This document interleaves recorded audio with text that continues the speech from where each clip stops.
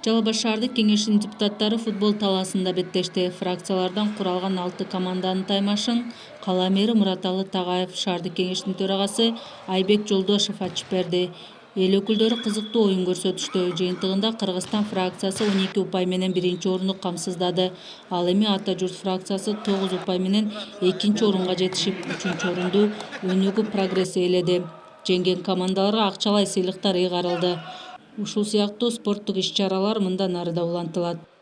Шаардык кеңештин депутаттарынын арасындагы достукту бекемдөө үчүн, анан кийин ушул сергек жашоону үндөөө боюнча ушу шаардык кеңештин фракциялар арасындагы өтмө кубогун уюштурдук.